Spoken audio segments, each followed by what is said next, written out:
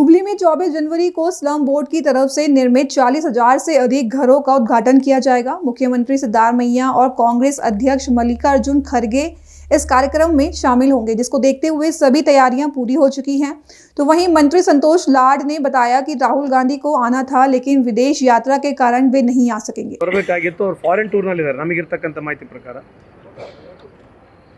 ಇದೇ ತರ ಗ್ರಾಮೀಣ ವ್ಯಾಪ್ತಿಯಲ್ಲಿ ಈ ತರ ಮನೆಗಳನ್ನು ನಿರ್ಮಾಣ ಮಾಡೋದು ಇಲ್ಲ. ಈಗ ಸದ್ಯದಲ್ಲಿ ಇವರು ಚೇರ್ಮನ್ ಇರೋದ್ರಿಂದ ಆಮೇಲೆ ನಮ್ಮ ಸಚಿವರು ಭಾಳ ಸಲ ಸ್ಪಷ್ಟನೆ ಕಡೆ ಕೊಟ್ಟಿದ್ದಾರೆ. ಮುಂದೆ ಬರ್ತಕ್ಕಂಥ ದಿನಗಳಲ್ಲಿ ಅಲ್ಲ ಅವರು ಗ್ರಾಮೀಣದಲ್ಲಿ ಕೊಡ್ತೀವಿ ಅಂತ ಹೇಳ್ತಾರೆ. ಗ್ರಾಮೀಣದಲ್ಲಿ ಸದ್ಯದಲ್ಲಿ ಇಲ್ಲ.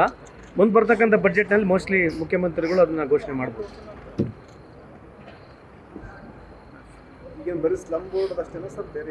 ಇದು ಈ ಕಾರ್ಯಕ್ರಮ ಪ್ಯೂರ್ ಸ್ಲಮ್ ಬೋರ್ಡ್ದು. ಆಮೇಲೆ hands up to his vision. ನೀವು ಕೂಡ ಅಲ್ಲಿ ಹೋಗಿ ನೋಡಿದ್ದೀರ 1000 ಮನೆ ಕಟ್ಟಿರ್ತಕ್ಕಂಥದ್ದು. ನಾನು ಭಾಳಷ್ಟು ರಾಜಕೀಯ ವ್ಯವಸ್ಥೆಯಲ್ಲಿದ್ದೀನಿ, ಬಟ್ ಈ ಥರ ಗುಣಮಟ್ಟದ ಕೆಲಸ ಭಾಳ ಅರ್ಥಪೂರ್ಣಕವಾಗಿರ್ತಕ್ಕಂಥ ಕಾರ್ಯಕ್ರಮ. ಆಮೇಲೆ ಐ ರಿಯಲಿ ಪರ್ಸ್ನಲಿ ಸರ್ಕಾರ ವತಿಯಿಂದ ನನ್ನ ವೈಯಕ್ತಿಕವಾಗಿ ಅಬ್ಬಾಯವರಿಗೆ ನಾನು ನಿಜಕ್ಕೂ ಕೃತಜ್ಞತೆ ಸಲ್ಲಿಸಲಿಕ್ಕೆ ಇಚ್ಛೆ ಬಯಸ್ತೀನಿ. ಭಾಳ ಚೆನ್ನಾಗಿ ಕೆಲಸ ಮಾಡಿದ್ದಾರೆ, ಭಾಳ ಅದ್ಭುತವಾಗಿದ್ದಂಥ ಕೆಲಸ ಇದೆ. ಇದು ಶುಡ್ ಬಿ ಎನ್ ಎಕ್ಸಾಂಪಲ್. ಪ್ರತಿಯೊಬ್ಬರು ನಾವು ಈ ರೀತಿ ಕೆಲಸ ಮಾಡಲಿಕ್ಕೆ ಅಂತ ಒಂದು ಕೆಲಸ ಮಾಡಿದ್ದಾರೆ. ನಾನು ನಿಜಕ್ಕೂ ಜಮೀರ್ ಅಹಮದ್ ಖಾನ್ ಅವರಿಗೆ, ಅಬ್ಬಾಯವರಿಗೆ ನಾನು ಈ ಸಂದರ್ಭದಲ್ಲಿ ಅಭಿನಂದನೆ ಸಲ್ಲಿಸಲಿಕ್ಕೆ ಇಚ್ಛೆ ಬಯಸ್ತೀನಿ. ಏನ್ರಿ ಎಲ್ಲಿ ಹೊಸದಾಗಿ ಇಲ್ಲ ಇದೆ ಎಕ್ಸ್ಟೆನ್ಷನ್ ಅಲ್ಲ, ಈಗ ಇನ್ನೂ ಎಕ್ಸ್ಟೆನ್ಷನ್ ಮುಂದೆ ಮಾಡ್ತಾರೆ ಬಡ್ಜೆಟ್ನಲ್ಲಿ ಅವರೇ ಇರೋದ್ರಿಂದ.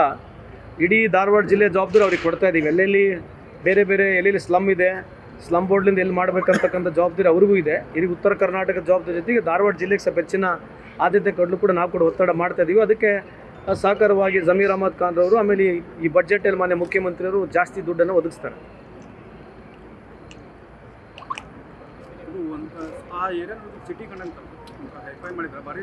ಬ್ಯೂಟಿಫುಲ್ ಇದೆ. ನೀವು ನೋಡಿ, ಅದು ರಾತ್ರಿ ನೋಡ್ಲಿಕ್ಕೆ ಇನ್ನೂ ಚೆನ್ನಾಗಿ ಕಾಣುತ್ತೆ. ಅದು ಲೈಟಿಂಗ್ ಗೀಟಿಂಗ್ ಎಲ್ಲ ಆದಮೇಲೆ ಭಾಳ ಬ್ಯೂಟಿಫುಲ್ ಆಗಿ. ಆಮೇಲೆ ನನಗೆ ಎಲ್ಲದಕ್ಕಿಂತ ಚೆನ್ನಾಗಿರ್ತದೆ, ಎಲ್ಲದಕ್ಕೊಂದು ಬಾಲ್ಕನಿ ಅವಾರ್ಡ್ ಆಗಿದ್ದಾರೆ. ಮೇಲೆ ಕೆನೋಪಿ ಮಾಡಿದ್ದಾರೆ ಮಳೆ ಬರಲಾರಂಗೆ. ಚೆನ್ನಾಗಿದೆ. ನನಗಂತೂ ಭಾಳ ಖುಷಿ ತಂದಿದೆ. ಭಾಳ ತೃಪ್ತಿ ಆಗ್ತಕ್ಕಂಥ ಕೆಲಸ ಪ್ರಸಾದ್ ದಬ್ಬೆಯವರು ಮಾಡಿದ್ದಾರೆ. ಅಷ್ಟು ಮಾತ್ರ ಹೇಳಲಿಕ್ಕೆ ಅಲ್ಲ, ಎಲ್ಲ ಇದೆ. Hospital, library, shopping complexes. ನೀವೇನು ಬೆಂಗಳೂರಿನಲ್ಲಿ ಇರ್ತಕ್ಕಂಥ ಏನು ನಾವೇನು ಕಮ್ಯುನಿಟಿ ಅಂತ ಹೇಳ್ತೀವಿ, ಏನು ಲಿಮಿಟೆಡ್ ಗೇಟೆಡ್ ಕಮ್ಯುನಿಟಿ ಅಂತ ಹೇಳ್ತೀವಿ, ಅದರ ತಕ್ಕಂಗೆ ಮಾಡಿದ್ದಾರೆ ಅವರು. ಬಡವರಿಗೆ, ವಿಶೇಷವಾಗಿ ಬಡವರಿಗೆ ಅನುಕೂಲ ಆಗ್ತಕ್ಕಂಥ ಕೆಲಸ ಮಾಡಿದ್ದಾರೆ. ಮನೆ ತೊಗೊಂಡ್ರೆ ಏನಾದರೂ ಸಲಹೆ ಕೊಡ್ತೀರಾ ಸರ್ ಸ್ವಚ್ಛತೆ ಬಗ್ಗೆ? ಈ ಥರ ಅದು ಅವರು ಸಾರ್ವಜನಿಕ ಜೀವನದಲ್ಲಿ ಎಲ್ಲರ ಮನೆ ಅಂದ ತಕ್ಷಣ ಸ್ವಚ್ಛ ಇಟ್ಕೊಂಡಿರ್ತಾರೆ. ಅಷ್ಟು ಚೆನ್ನಾಗಿ ಮನೆ ಕಟ್ಟಿರೋದ್ರಿಂದ ನನಗೆ ನಂಬಿಕೆ ಇದೆ. ಯಾರು ಫಲಾನುಭವಿಗಳಿದ್ದಾರೆ ಅದನ್ನು ಅತ್ಯಂತ ಮನೆ ಅಂದ ತಕ್ಷಣ ದೇವರಂಗೆ ಪೂಜೆ ಮಾಡ್ಕೊಳ್ತಾರೆ. ಮನೆಯನ್ನು ಕೂಡ ಮಾಡಿ ಚೆನ್ನಾಗಿ ಇಟ್ಕೊಳ್ತಾರೆ ಅಂತ ನಂಬಿಕೆನೂ ಇದೆ. ಒಳಗೆ ಇಂಟೀರಿಯರ್ ಆಗಿರೋದ್ರಿಂದ ವೆಹಿಕಲ್ ಮೂವ್ಮೆಂಟ್ಸ್ ಹೇಗೆ ವ್ಯವಸ್ಥೆ ಮಾಡಿದ್ದಾರೆ? हुबली के मंटूर रोड पर गरीबों को घर बांटने के लिए एक बड़ा कार्यक्रम रखा गया है, जहां स्लम बोर्ड के प्रेसिडेंट एमएलए प्रसाद अबैया ने बताया कि एआईसीसी प्रेसिडेंट मल्लिकार्जुन खड़गे, मुख्यमंत्री सिद्धारमैया, डिप्टी मुख्यमंत्री डीके शिवकुमार, सरकार के मंत्री और कांग्रेस नेता प्रोग्राम में शामिल हो रहे हैं। तो वहीं स्लम बोर्ड ने राज्य में गरीबों के लिए 42,345 घर बनाए हैं, जिनमें से 1,008 घर हुबली ईस्ट विधानसभा क्षेत्र में बनाए गए हैं। ये घर बेघर गरीबों को रहने की जगह देने के मकसद से बनाए गए हैं। मंत्री जमीर अहमद के सहयोग से हजारों घर बनाए गए हैं। इन घरों का बांटने का प्रोग्राम हुबली ईस्ट विधानसभा क्षेत्र के मंटूर रोड पर रखा गया था और एमएलए प्रसाद अबैया ने सभी से इस प्रोग्राम में शामिल होने की अपील भी की है। ಕಾರ್ಯಕ್ರಮ ಇದೆ ಬರುವ ದಿನಾಂಕ 24 ಶನಿವಾರ ಇಡೀ ರಾಜ್ಯದಲ್ಲಿ ಸುಮಾರು 42,345 ಮನೆಗಳನ್ನು ಬಡವರಿಗೆ ಹಸ್ತಾಂತರ ಮಾಡ್ತಾ ಇದ್ವಿ. ಬಹುಶಃ ಕರ್ನಾಟಕ ಸರ್ಕಾರದ ಇದೊಂದು ಭಾಳ ದೊಡ್ಡ ಕೊಡುಗೆ ಅಂತ ಹೇಳಲಿಕ್ಕೆ ಬಯಸ್ತೀನಿ. ಬಹುಶಃ 5 ಗ್ಯಾರಂಟಿಗಳಾದ ಮೇಲೆ ಇನ್ನೊಂದು 6ನೇ ಗ್ಯಾರಂಟಿ ಅಂದರೆ ಈ ಕಡು ಬಡವರಿಗೆ ಸುಮಾರು ಹಿಂದೆ ಸಿದ್ದರಾಮಯ್ಯ ಸರ್ಕಾರ 2014, 15, 16ರಂದು ಏನು 1,80,000 ಮನೆಗಳ ಅನೌನ್ಸ್ ಮಾಡಿದರು. ಮುಂದೆ ನಮ್ಮ ಸರ್ಕಾರ ಹೋದ್ಮೇಲೆ ಈ ಮನೆಗಳು ಕಂಪ್ಲೀಟ್ ಆಗಲಿಲ್ಲ, ಅರ್ಧಕ್ಕೆ ನಿಂತ್ಬಿಟ್ಟು. ಬಹುಶಃ ನಮ್ಮ ಸರ್ಕಾರ BJP ಸರ್ಕಾರ ಬಂದಮೇಲೆ ಆಗಲಿಲ್ಲ. ಮುಂದೆ ನಮ್ಮ ಸರ್ಕಾರ ಬಂದಮೇಲೆ ಈ ಒಂದು ಏನು ನಮ್ಮ ಯೋಜನೆ ಇತ್ತು ಇದನ್ನು ಸಂಪೂರ್ಣ ಮಾಡಬೇಕು ಅಂಥೇಳಿ ಅದೇ ಸಂದರ್ಭದಲ್ಲಿ ನಮ್ಮ ಮಂತ್ರಿಗಳಾದಂಥ ವಸತಿ ಸಚಿವರಾದಂಥ ಜಮೀರ್ ಅಹಮದ್ ಖಾನ್ ಅವರು ಒಂದು ದೂರದೃಷ್ಟಿ ಇಟ್ಕೊಂಡು ಬಡವರಿಗೆ ಏನಾದರೂ ಸಹಾಯ ಮಾಡಬೇಕು, ಸರ್ಕಾರದಿಂದ ಈ ಒಂದು ಕಾರ್ಯಕ್ರಮ ಅರ್ಧಕ್ಕೆ ನಿಂತಿದ್ದು ಅದು ಮುಗಿಸ್ಬೇಕಂತೇಳಿ ಆ ಬೆನಿಫಿಷರಿ ಕಾಂಟ್ರಿಬ್ಯೂಷನ್ ಏನು 4.5 ಲಕ್ಷ ಕೊಡಬೇಕಾಗಿತ್ತು. ಅದು ಅವ್ರ ಕೈಯಲ್ಲಿ ಕೊಡೋಕ್ಕಾಗಲ್ಲ ಅಂತ ಹೇಳ್ಬಿಟ್ಟು ಸರ್ಕಾರ ಮಟ್ಟದಲ್ಲಿ ಮುಖ್ಯಮಂತ್ರಿಗಳ ಮನವೊಲಿಸಿ ಸರ್ಕಾರದಿಂದನೇ ಸುಮಾರು 4 ಲಕ್ಷ ಕೊಡುವಾಗೆ ಇವತ್ತು ಭಾಳ ದೊಡ್ಡ ಹೆಜ್ಜೆಯನ್ನಿಟ್ಟರು. ಆ ನಿಟ್ಟಿನಲ್ಲಿ ಇವತ್ತು ಫಸ್ಟ್ ಫೇಸ್ನಲ್ಲಿ ನಾವು ಸುಮಾರು 36,000 ಮನೆಗಳನ್ನು ಕಂಪ್ಲೀಟ್ ಮಾಡಿದ್ವಿ. ಈ ಎರಡನೇ ಫೇಸ್ನಲ್ಲಿ 42,345 ಮನೆಗಳನ್ನು ಇಡೀ ರಾಜ್ಯದಲ್ಲಿ ಎಲ್ಲ ಕಡೆ ನಾವು ಏನು ಮನೆಗಳ ಹಸ್ತಾಂತರ ಮಾಡ್ತಾ ಇದ್ವಿ. ಆ ಕಾರ್ಯಕ್ರಮವನ್ನು ಇವತ್ತು ನನ್ನ ಕ್ಷೇತ್ರದಲ್ಲಿ ಹುಬ್ಳಿ-ಧಾರವಾಡ ಪೂರ್ವ ವಿಧಾನಸಭಾ ಕ್ಷೇತ್ರದಲ್ಲಿ ಮಂಟೂರು ರಸ್ತೆಯಲ್ಲಿ ಇದೇ ದಿನಾಂಕ 24ರಂದು ಸನ್ಮಾನ್ಯ ಮುಖ್ಯಮಂತ್ರಿಗಳ ಒಂದು ಅಮೃತ ಹಸ್ತದಿಂದ ಈ ಮನೆಗಳನ್ನು ಹಸ್ತಾಂತರ ಮಾಡ್ತಾ ಇದ್ವಿ. ಜೊತೆಗೆ ಅದೇ ಸಂದರ್ಭದಲ್ಲಿ ಉಪಮುಖ್ಯಮಂತ್ರಿಗಳಾದಂಥ ಡಿ ಕೆ ಶಿವಕುಮಾರ್ ಅವರು ಕೂಡ ಬರ್ತಾ ಇದ್ದಾರೆ. ಜೊತೆಗೆ ಇನ್ನೊಂದು ವಿಶೇಷ ಅಂತಂದರೆ AICC ಪ್ರೆಸಿಡೆಂಟ್ ಆದಂಥ ಮಲ್ಲಿಕಾರ್ಜುನ್ ಖರ್ಗೆ ಸಾಹೇಬರು ಕೂಡ ಈ ಕಾರ್ಯಕ್ರಮದಲ್ಲಿ ಭಾಗಿಯಾಗ್ತಾ ಇದ್ದಾರೆ. ಮತ್ತೆಲ್ಲ home minister, PWD minister, social welfare minister, ಅನೇಕ ಕ್ಯಾಬಿನೆಟ್ ಸಚಿವರು ಕೂಡ ಇಲ್ಲಿ ಬರ್ತಾ ಇದ್ದಾರೆ. ಭಾಳ ದೊಡ್ಡ ಮಟ್ಟದಲ್ಲಿ ಈ ಕಾರ್ಯಕ್ರಮ ಆಗ್ತಾ ಇದೆ. ಬಹುಶಃ ಈ ಒಂದು ಗ್ಯಾದರ್ ನಾನಂತೂ ಹುಬ್ಬಳ್ಳಿಯಲ್ಲಿ ಈ ಪ್ರಮಾಣದಲ್ಲಿ ದೊಡ್ಡ ಪ್ರಮಾಣದಲ್ಲಿ ಕಾರ್ಯಕ್ರಮ ಮಾಡಿದ್ದು ನಾನು ನೋಡೇ ಇಲ್ಲ. ಸುಮಾರು 2 ಲಕ್ಷ ಜನ ಸೇರುವಂಥ ನಿರೀಕ್ಷೆ ಇದೆ. ಇಲ್ಲಿ ಸರಿಯಾಗಿದಂತೆ ಬಂದವರಿಗೆಲ್ಲ ಬಸ್ಸಿನ ವ್ಯವಸ್ಥೆನೂ ಕೂಡ ಮಾಡಿದ್ದೀವಿ. ಜೊತೆಗೆ ಅವರಿಗೆ ಊಟದ ವ್ಯವಸ್ಥೆನೂ ಮಾಡಿದ್ದೀವಿ. ನೀರು, ಊಟದ ವ್ಯವಸ್ಥೆ, ಎಲ್ಲ ರೀತಿಯ ವ್ಯವಸ್ಥೆಯನ್ನು ಕೂಡ ಮಾಡಿದ್ದೀವಿ. ಯಾವ ಜಿಲ್ಲೆಯಿಂದ ಬರ್ತದೆ ಫಲಾನುಭವಿಗಳು? ಇಲ್ಲಿ ಫಲಾನುಭವಿಗಳು ಬರುವಂಥದ್ದು ಇಲ್ಲಿ ಮಾತ್ರ ಗದಗ ಆ್ಯಂಡ್ ಹಾವೇರಿ ಮತ್ತು ಧಾರವಾಡ 3 ಜಿಲ್ಲೆಯಿಂದ ಮಾತ್ರ ಬರ್ತಾರೆ.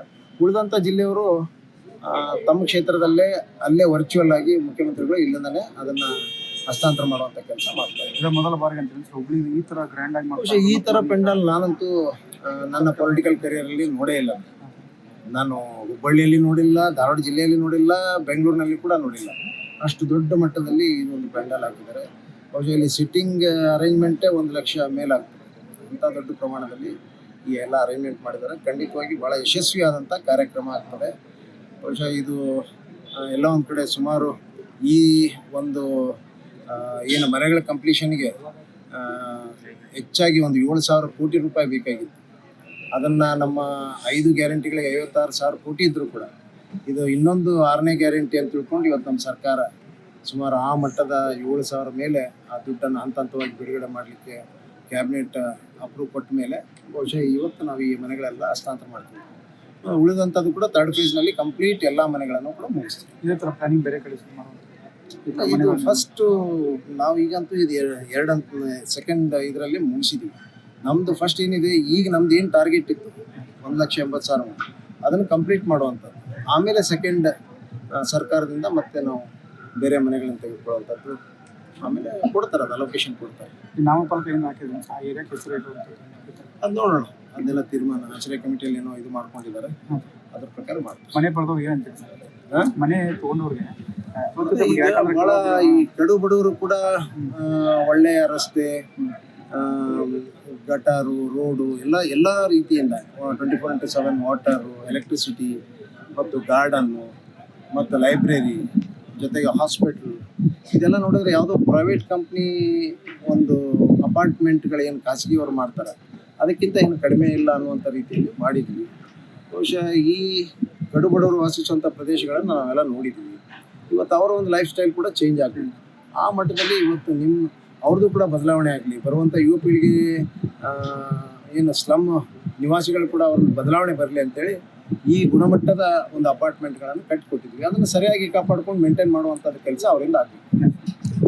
हुबली में एमएलए महेश टेंगिनाकाई ने एक्साइज मिनिस्टर RB थिम्मापुर पर गंभीर आरोप लगाए हैं। उन्होंने कहा कि एक्साइज मिनिस्टर और उनके बेटे पर एक्साइज डिपार्टमेंट में CL7 लाइसेंस मांगने का आरोप लगा है। एमएलए ने मांग की है कि चीफ मिनिस्टर सिद्धार्थ मैया और एक्साइज मिनिस्टर RB थिम्मापुर को तुरंत इस्तीफा दे देना चाहिए। उन्होंने कहा कि गलती कोई भी करे गलती है, राज्य सरकार में जो हो रहा है वो ठीक नहीं है। ನೋಡಿ, ಇವತ್ತು ರಾಜ್ಯ ಸರ್ಕಾರದಲ್ಲಿ ನಡೆದಿರ್ತಕ್ಕಂಥ ವಿದ್ಯಮಾನಗಳನ್ನು ನಾವು ಗಮನಿಸಿದರೆ ಭಾಳ ದೊಡ್ಡ ಪ್ರಮಾಣದಲ್ಲಿ ಇವತ್ತು ಭ್ರಷ್ಟಾಚಾರ ಅನ್ನೋದು ಎದ್ದು ಕಾಣ್ತಾ ಇದೆ. ವಿಶೇಷವಾಗಿ ಇವತ್ತಿನ ಅನೇಕ ಎಲೆಕ್ಟ್ರಾನಿಕ್ ಮೀಡಿಯಾ, ಪ್ರಿಂಟ್ ಮೀಡಿಯಾದಲ್ಲಿ ನೋಡಿದಾಗ ಅಬಕಾರಿ ಸಚಿವರಾಗಿರ್ತಕ್ಕಂಥ ಸನ್ಮಾನ್ಯ ತಿಮ್ಮಾಪುರ ಮೇಲೆ ಸಾಕಷ್ಟು ಎಲಿಗೇಷನ್ಗಳು ಬರ್ತಾ ಇದ್ದಾವೆ. ಆಡಿಯೋಗಳೇ ಹೊರಗಡೆ ಬಂದಿದ್ದಾವೆ, ಬೇರೆ ಬೇರೆ ರೀತಿಯಲ್ಲಿ ಬಂದಿದ್ದಾವೆ. ಇವತ್ತು ಆಕ್ಷನ್ ಅಂತ ಏನು ತೆಗೆದಿದ್ದಾರೆ, ಅದಕ್ಕೆ ಕೋರ್ಟ್ ಕೂಡ ಇವತ್ತು ತಡೆ ನೀಡ್ತಕ್ಕಂಥದ್ದು ಆಗಿದೆ. ಒಂದು ಕಡೆ ಸರ್ಕಾರದ ಬೊಕ್ಕಸ ಖಾಲಿಯಾಗಿ ಎಲ್ಲೆಲ್ಲಿ ಯಾವ ಮೂಲದಿಂದ ಎಷ್ಟು ರೊಕ್ಕ ತೆಗಿಬೇಕು ಅದನ್ನು ತೆಗಿಯೋಂಥ ಪ್ರಯತ್ನ ಒಂದು ಕಡೆದಾಗುತ್ತೆ. ಎರಡನೇ ಕಡೆಯಿಂದ ಅದನ್ನೇ ಒಂದು ಭ್ರಷ್ಟಾಚಾರ ರೂಪದಲ್ಲಿ ಪಡ್ಕೊಳ್ಳೋಂಥ ಪ್ರಯತ್ನವನ್ನು ಕೂಡ ಕಾಂಗ್ರೆಸ್ ಕಡೆಯಿಂದ ಇವತ್ತು ಆಗ್ತಾ ಇರ್ತಕ್ಕಂಥ ಸಂಗತಿಗಳನ್ನು ನೋಡಿದ್ದೇವೆ. ಯಾಕಂದರೆ ಇವತ್ತು ಕಾಂಗ್ರೆಸ್ ಪಾರ್ಟಿಯಲ್ಲಿ ನಡೆದಿರ್ತಕ್ಕಂಥ ವಿದ್ಯಮಾನ ಗಳಿಸಿದರೆ ನಮ್ಮ ಕುರ್ಚಿ ಉಳಿದ್ರೆ ಸಾಕಪ್ಪ ಅನ್ನುವಂಥ ಮಟ್ಟಿನಲ್ಲಿ ಎಲ್ಲರೂ ಕೂಡ ಮಂತ್ರಿಗಳು ಒಂದು ಕಡೆ ಗುದ್ದಾಡ್ತಾರೆ, ಮುಖ್ಯಮಂತ್ರಿಗಳು ಒಂದು ಕಡೆ ಗುದ್ದಾಡ್ತಾರೆ, ಉಪಮುಖ್ಯಮಂತ್ರಿಗಳು ಒಂದು ಕಡೆ ಗುದ್ದಾಡುವಂಥದ್ದಾಗ್ತದೆ. ಹಾಗಾಗಿ ನೋಡಿದರೆ ಇವನ್ನೆಲ್ಲ ಇನ್ನಾದರೂ ಕೂಡ ಸನ್ಮಾನ್ಯ ಮುಖ್ಯಮಂತ್ರಿಗಳು ಇದಕ್ಕೆ ವಿಶೇಷವಾಗಿ ಅಬಕಾರಿ ಸಚಿವರ ಮೇಲೆ ಏನು ಗುರುತರವಾಗಿರ್ತಕ್ಕಂಥ ಅಪವಾದ ಬಂದಿದೆ, ಅದರ ಬಗ್ಗೆ ಸತ್ಯಾಸತ್ಯತೆಯನ್ನು ಅರಿಬೇಕಂತಂದರೆ ತನಿಖೆಯನ್ನು ಮಾಡಿಸ್ಬೇಕನ್ನೋಂಥ ಆಗ್ರಹವನ್ನು ಮಾಡ್ತೀವಿ. ಈಗ ಒಬ್ಬ DGP ಜವಾಬ್ದಾರಿ ಸ್ಥಾನದಂಥ ಅಧಿಕಾರಿ ಒಂದು ವಿಡಿಯೋ ವೈರಲ್ ಆಗಿದೆ ನೋಡಿ. ಈಗ ಬಂದಿರತಕ್ಕಂಥ ವಿಡಿಯೋನ ನೋಡಿದರೆ ಅದರಲ್ಲಿ ಬಂದಿರತಕ್ಕಂಥ ಸಂಗತಿಗಳನ್ನು ನೋಡಿದರೆ ಭಾಳ ಪೊಲೀಸ್ ಇಲಾಖೆಯಲ್ಲಿ ಇರ್ತಕ್ಕಂಥ ಹಿರಿಯ ಅಧಿಕಾರಿಗಳೇ ಈ ರೀತಿಯಾದಂಥ ಸಮಸ್ಯೆಯಲ್ಲಿ ಸಿಲುಕಾಕೊಂಡ್ರೆ ಇನ್ನು ರಾಜ್ಯದಲ್ಲಿ ಇರ್ತಕ್ಕಂಥ ಪರಿಸ್ಥಿತಿಯನ್ನು ಯಾರು ಕಂಟ್ರೋಲ್ ಮಾಡ್ತಾರೆ? ಭಾಳ ದುಸ್ತರ್ಕ ಸ್ಥಿತಿಗೆ ಇವತ್ತು ಗೃಹ ಇಲಾಖೆ ಹೋಗಿದೆ. ಏಕೆ ಅಂದರೆ ಇವತ್ತು ಸನ್ಮಾನ್ಯ ಗೃಹ ಸಚಿವರಾಗಿರ್ತಕ್ಕಂಥ ಪರಮೇಶ್ವರ್ ಅವರ ಯಾವುದೇ ರೀತಿಯಾದಂಥ ಹಿಡಿತ ಇಲ್ಲ ಅನ್ನುವಂಥದ್ದು ಭಾಳ ಖೇದಕರವಾಗಿ ಹೇಳಕ್ಕೆ ಇಚ್ಛೆಪಡ್ತೇನೆ ನಾನು. ಯಾಕೆಂದರೆ ಒಬ್ಬ ಗೃಹ ಸಚಿವರಾಗಿ ಭಾಳ ಕಟ್ಟುನಿಟ್ಟಾಗಿ ಅವ್ರ ಮೇಲೆ ಕ್ರಮ ತೊಗೊಳ್ಳುವಂಥದ್ದು ಆಗಬೇಕಾಗಿತ್ತು. ಆದರೆ ಎಲ್ಲೋ ಒಂದು ಕಡೆ ಗೃಹ ಇಲಾಖೆಗೆ ಯಾರು ಹೇಳೋರು ಕೇಳೋರು ಇಲ್ಲ ಅನ್ನುವಂಥ ಮಟ್ಟದಲ್ಲಿ ಹೋಗಿದೆ. ಹೀಗಾಗಿ ಅಧಿಕಾರಿಗಳು ಸ್ವತಃ ಅವರ ಕಚೇರಿಯಲ್ಲೇ ಈ ರೀತಿಯಾಗಿರ್ತಕ್ಕಂಥ ಘಟನಾವಳಿಗಳನ್ನು ನೋಡಿದರೆ ಇನ್ನು ಪೊಲೀಸರಿಂದ ಯಾವ ರೀತಿಯಾದಂಥ ನ್ಯಾಯವನ್ನು ಸಾಮಾನ್ಯ ಜನ ಅಪೇಕ್ಷೆ ಪಡ್ಬೋದು. ಇನ್ನು ಮಹಿಳೆಯರು ಏನಾದರೂ ಸ್ಟೇಷನಿಗೆ ಹೋಗಬಾರ್ದು, ಹಿರಿಯ ಆಫೀಸರಿಗೆ ಭೇಟಿ ಆಗಬಾರ್ದು ಅನ್ನೋಂಥ ದುಸ್ಥಿತಿಗೆ ಇವತ್ತು ರಾಜ್ಯ ಸರ್ಕಾರವನ್ನು ಪೊಲೀಸ್ ಇಲಾಖೆ ತಳ್ಳಿ ಹಾಕುವಂಥದ್ದು ಇವತ್ತು ಮಾಡ್ತಾಯಿದೆ. ಹೀಗಾಗಿ ಇದಕ್ಕೂ ಕೂಡ ತನಿಖೆ ಆಗಬೇಕು ಮತ್ತು ಇದರಲ್ಲಿ ತಪ್ಪಿಸಿರ್ತಕ್ಕಂಥ ಅಧಿಕಾರಿಗಳ ಮೇಲೆ ಕ್ರಮ ಕೈಗೊಳ್ಳಬೇಕು ಅನ್ನೋಂಥ ಆಗ್ರಹವನ್ನು ನಾನು ಮಾಡ್ತೀನಿ. ಸರ್, ಒಂದು ಕ್ವೆಶನ್.